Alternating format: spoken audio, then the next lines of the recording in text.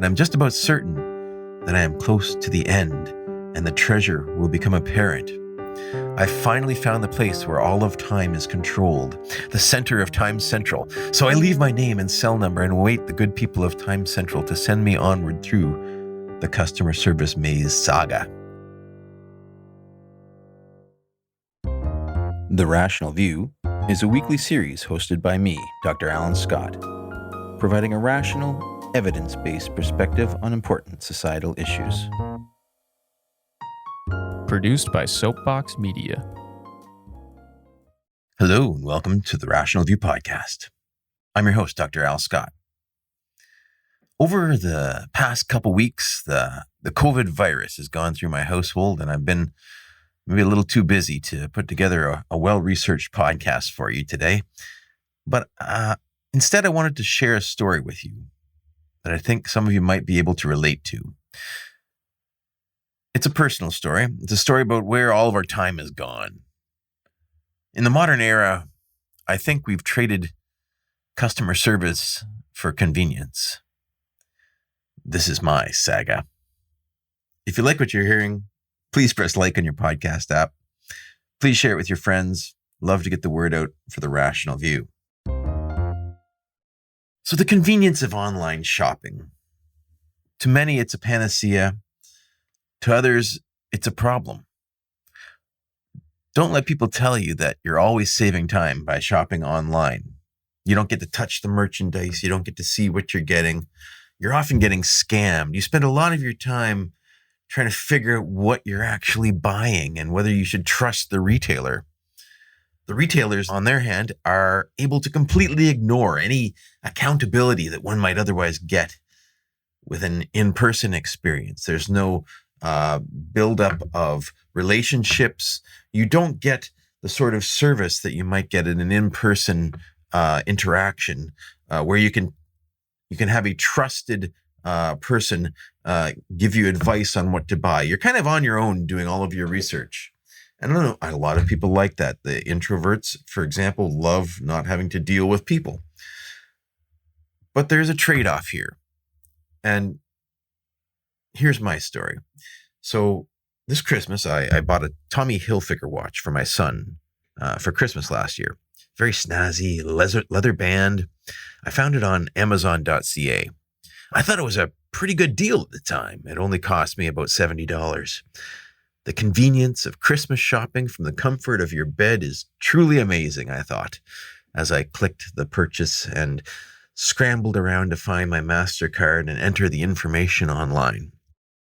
Sit back and listen as I want to walk you through the amazing convenience of this online experience. So I spent an evening and an afternoon and evening thinking about gifts that I wanted to get and identifying, brands and places online where I could get these things during the pandemic. Obviously, shopping in person wasn't a great option at this point, and especially during the Christmas rush for those of us who leave things to the last minute, it's nice to be able to click and have things delivered to your door. So I purchased a watch online alongside a few other Christmas presents.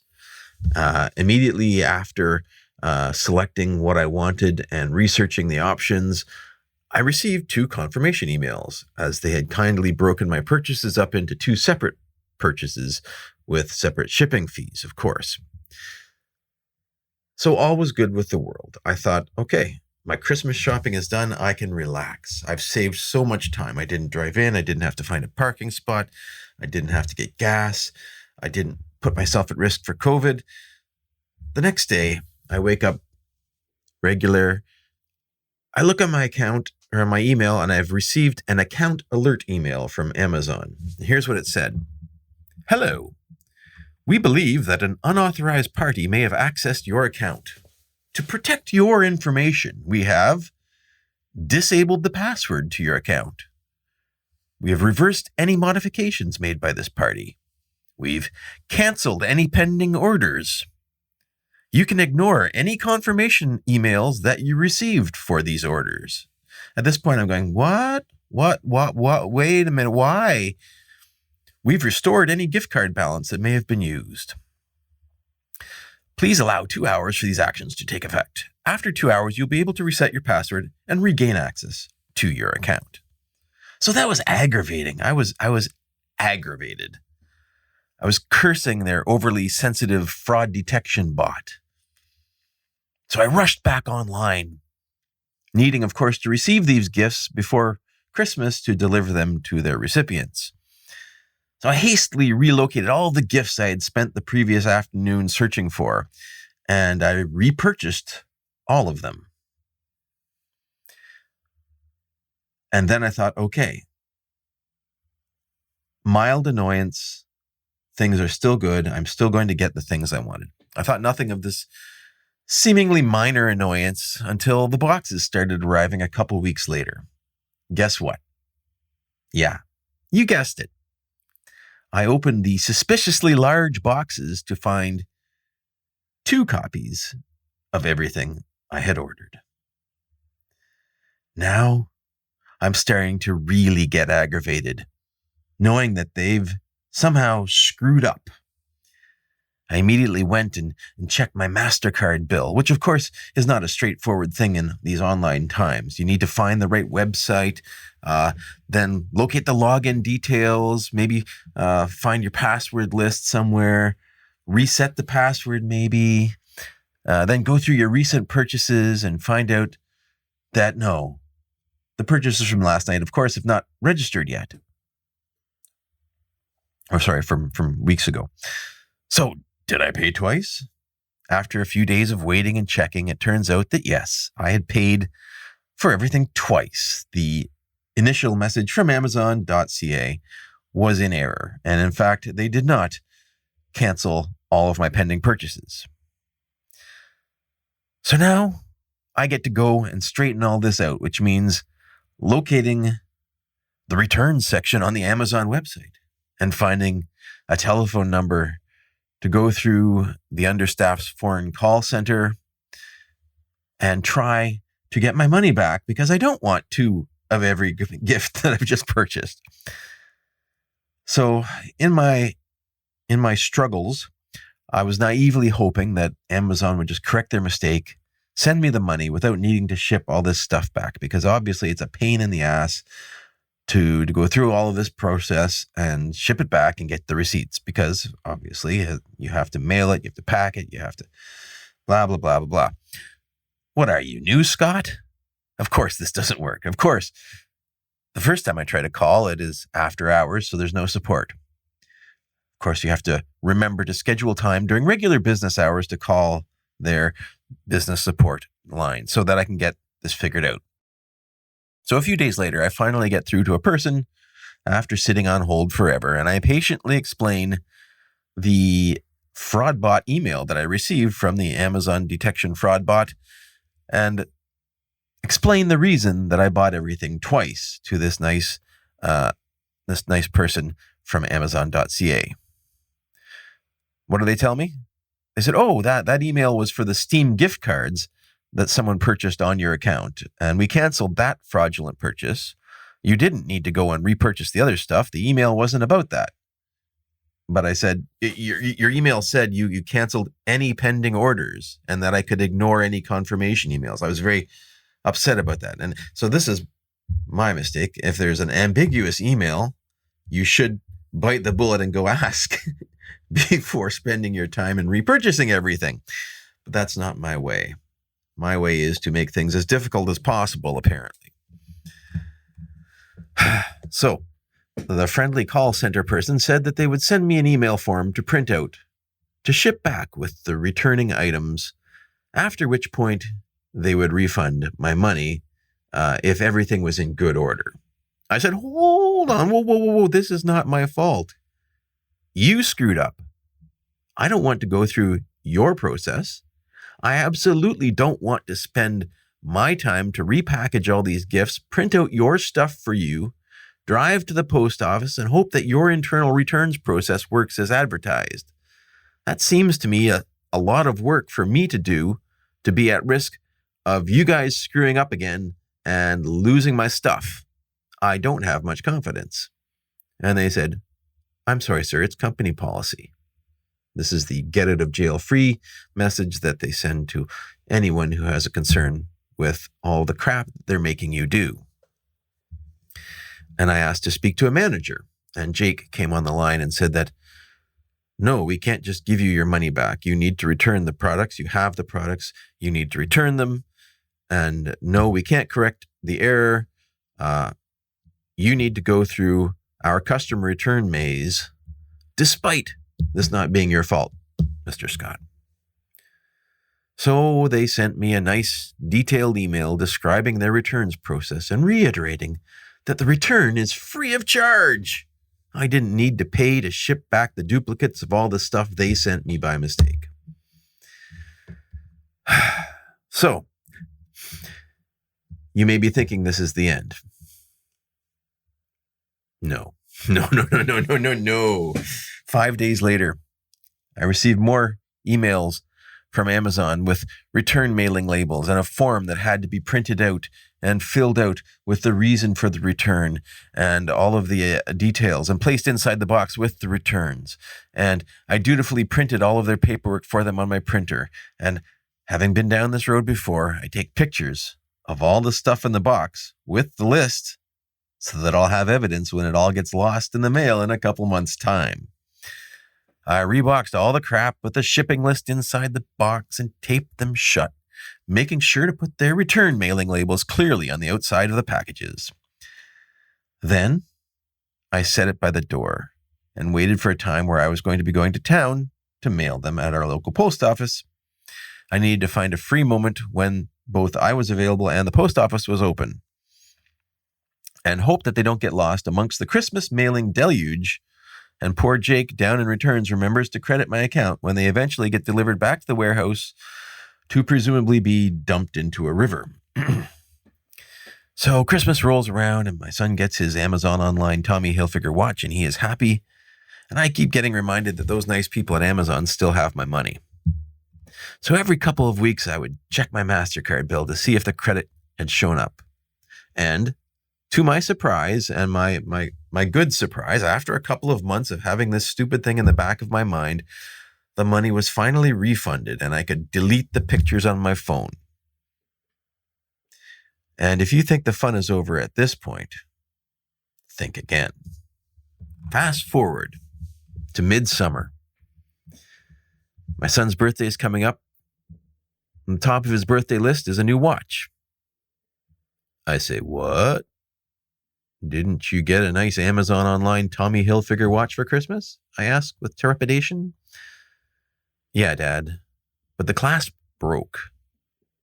I say, when did this happen? Oh, I don't know, weeks, months ago. I say, give it to me. So he does, and sure enough, the tiny little tongue thingy that goes through the hole in the watch band has snapped in two, and a sense of pure dread falls over me. I need to dive back into Amazon online to figure out how to get this covered under warranty. So now you're all chuckling at my misfortune. Good old Dad goes back to the Amazon website, spends half an hour searching for the Amazon.ca warranty policy. Now not the Amazon US warranty policy. And finally, I click through circles on the support section of their website and pray to the gods of Google enough times that I am eventually granted access to wisdom and their warranty policy, which says, and I paraphrase, use the manufacturer's warranty. It's like, oh, come on. So at this point, I wanted to throw the computer, but I am a good and patient man. So I then start searching for the Tommy Hilfiger watch warranty policy online. And I go to the Tommy Hilfiger website and to their support section and round in circles, clickety, click, click. And basically, the Tommy Hilfiger warranty says that we do not warranty watch bands at all. So you're on your own, buddy. So then I go online and try to search for replacement watch bands for my Amazon online Tommy Hilfiger watch. And I find that there is quite a list on eBay. But of course, all of the bands are worth more than the original watch. So this makes no sense to me as a fiscally prudent consumer. So I noticed that there is a local Tommy Hilfiger store in my town. So I think I shall give them a call and ask if they could fix a watch that I bought online. And of course, after finding their phone number and calling it during business hours, the kind person which I contact tells me that their store does not carry watches at all, but they refer to me to the larger store in town that does carry them. So I try phone number 2, but there is no answer. Finally, a couple days later, I remember to call during their business hours and finally get through to a nice manager who says to please bring the watch in and they might have a replacement part. So this bucks my spirits somewhat on the saga of the Amazon online Tommy Hilfiger Christmas watch with the broken clasp.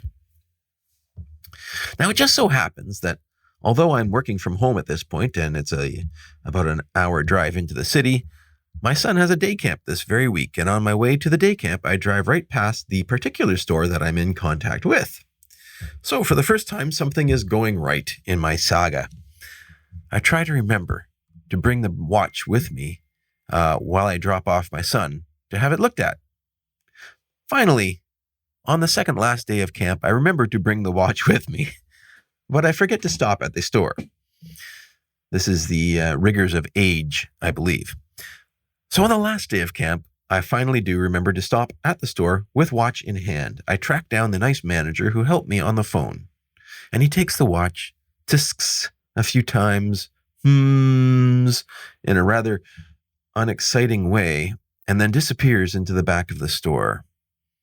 As he rummages about in the nether regions of the store, I scan the shelves. I see a few similar watches, a few watch bands. However, nothing catches my eye as an obvious drop-in replacement. Several minutes pass, and my fears are confirmed as the manager emerges with the watch with a downcast look on his face. It says, "Sorry, I don't have the correct parts here." He is very helpful, however, and this is a very helpful person, and he gives me phone number 3 to call their watch manufacturer, Movado. Disappointed, I take the watch back home with me with another crumb in the maze of my customer service saga for the Amazon online Tommy Hilfiger watch with the broken clasp.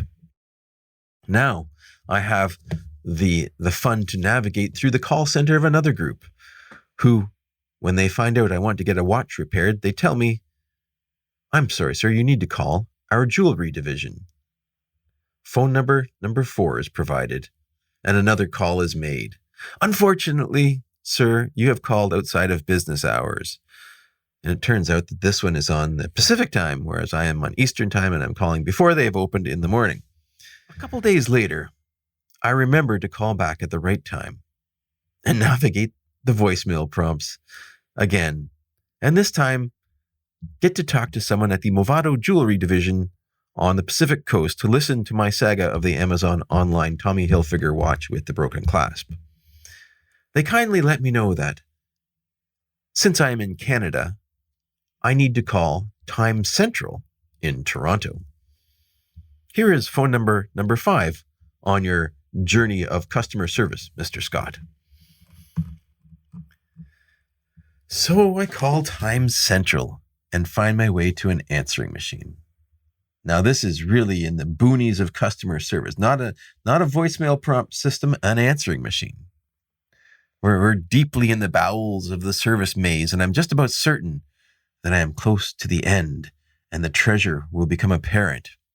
I finally found the place where all of time is controlled, the center of Time Central. So I leave my name and cell number and wait the good people of Time Central to send me onward through the customer service maze saga.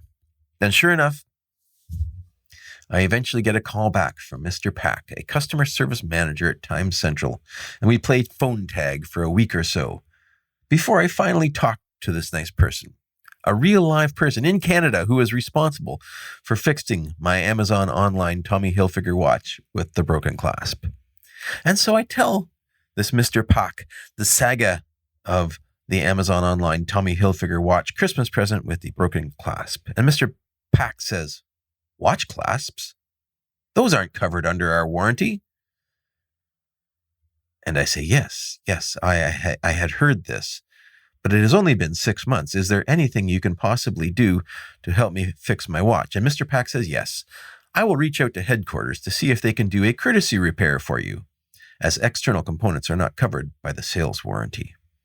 But first, you need to send us the watch at your own expense. Once we have the watch here with us in our magical little workshop, our elves will perform a diagnostic examination to identify the exact problem. I will then email you a repair form that you can stuff in the box. I will now email you a repair form that you can stuff in the box. But Mr. Pack, I say, I know the exact problem. Could you just let me know if it can be fixed and how much it may cost? And Mr. Pack says, no, our policy is that we need to perform a diagnostic examination. And so the next day, Mr. Pack has sent me an email with the details of the form that I am to print out and fill in with the details of why my watch is not working or why I am returning this watch and my address, and I print out their mailing address. And so I mindlessly obey the rat in the maze. I find the smallest packing box that I can, and I double wrap the watch in bubble wrap with tape, and I print out their paperwork form on my handy-dandy computer printer and fill out all the details, including my return address and phone number and email and the reason for the return. And I tape it all shut, and I write the address on the little box, and I write my return address in the corner, and then I sit it on the counter of my kitchen cabinet, and it sits there for several days, reminding me each time I see it that I need to bring it to the post office. The next week, I remember to bring the little box with the Amazon Online Tommy Hilfiger Christmas watch with the broken clasp to the Canada Post store. And I get in my van and I park it outside the post office, and I go inside and I talk to the nice person at the counter and ask, how much will it cost to mail my tiny box to Toronto? And the nice lady at Canada Post asks me what's in the box and how much is it worth? And I say it is a broken watch, and it cost me $70. And she tells me it will cost $15 to mail it to Toronto, but if you want us to track it for you, it will cost $25. And at this point I say, inside my brain, things that I should not say out loud. But it would be nice to get this fixed. And so I say, yes, please send it as cheaply as you can. At this point, my son has already got a new watch for his birthday, but it would be nice if this one could get fixed. And I finally breathe a sigh of relief, knowing that I've run through the maze like a good little mouse properly, and it is no longer my problem. The watch will be fixed by the helpful Time Central elves and sent back, and all will be right with the world. A few weeks later, as I'm scanning my spam folders for emails from Time Central, I find a new email in my inbox. This one is from a nice helpful elf at the Time Central Service Division. This email says that they have received my Amazon Online Tommy Hilfiger Christmas watch with the broken clasp, and they can repair it. A generic silver buckle replacement, the original black one is not available, will cost me only $20. The original strap could also be replaced, optionally, but it would cost me $65 and take 4 weeks. Shipping charges in either case will be $25. And at this point, I am figuratively pulling my hair out, wishing I had just kept the second $70 watch at the start of this endless saga. I respond to the nice person at Time Central that I am still waiting on an update from the esteemed Mr. Pack of the Customer Service Division of Time Central, who had committed to reach out to headquarters for a courtesy repair several weeks ago.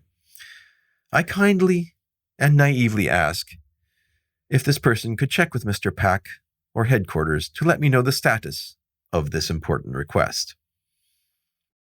I also ping Mr. Pack with a reminder of his kindly request to headquarters. 2 more weeks pass with no response. Yes, the saga continues. I again send Mr. Pack a kind email requesting he acknowledge receipt of my email and send an update on his request to headquarters. The next day, Mr. Pack, who presumably has forgotten all about me, responds as follows. Unfortunately, Tommy Hilfiger warranty will not cover the pins and clasps under warranty parameters. One other thing, Amazon is not considered an authorized retailer of Tommy Hilfiger watches. Watches purchased from Amazon have their own Amazon warranty policy. Thank you for your understanding, Mr. Scott. So this is the point where I kind of snapped. I'm usually a very patient and just man.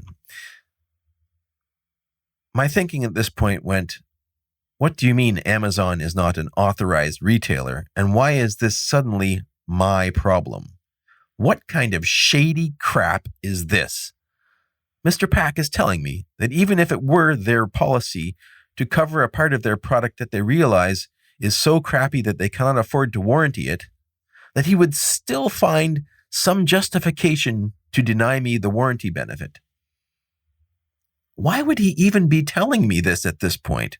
What possible good does it do for him to tell me that his company is involved in some shady warranty denial stuff with Amazon? Why is he admitting that they are unethical in this particular way? Why should this failure of corporate ethics, where they take money to sell the watches to Amazon and have Amazon resell them and somehow then wash away the warranty, why should this be my problem as a consumer? So in this, I admit, somewhat triggered state of mind, I wrote back, "Dear Mr. Pack, yes, we were both aware of the warranty policy and the source of the watch when I originally reached out to you several weeks ago. However, you indicated then that you would reach out to headquarters to authorize a courtesy repair. It seems a little disingenuous to quote policy to me after enticing me to ship the watch with offers of courtesy repairs. As for Amazon, their warranty policy, is to rely on the manufacturer's warranty. Are you saying that Tommy Hilfiger continues to take money from Amazon but won't even honor its manufacturer's warranty because it is not somehow authorized? That seems highly unethical. What steps, if any, has Tommy Hilfiger taken to stop Amazon from retailing their merchandise or alert consumers to the risks posed by these policies?" But I really don't expect a response from Mr. Pack. Soon after, I emailed the helpful service elf and asked her to please just replace the clasp.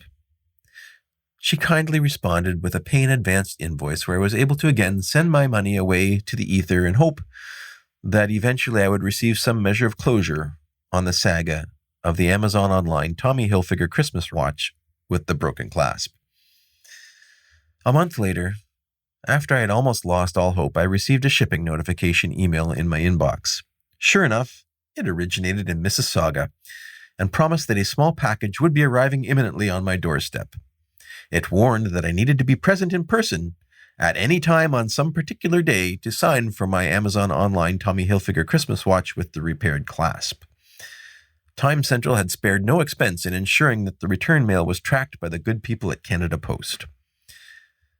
I waited with bated breath on the expected day of the delivery, within earshot of the doorbell, as my extended saga of customer service finally came to a satisfying conclusion. The Amazon online Tommy Hilfiger Christmas watch was returned whole with its shiny new silver clasp. This newfangled online shopping is truly a wonder of time-saving convenience.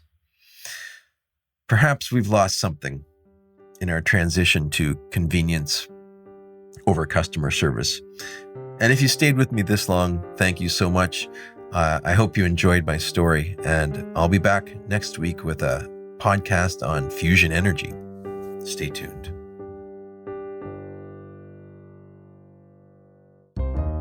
If you'd like to follow up with more in-depth discussions, please come find us on Facebook at The Rational View and join our discussion group.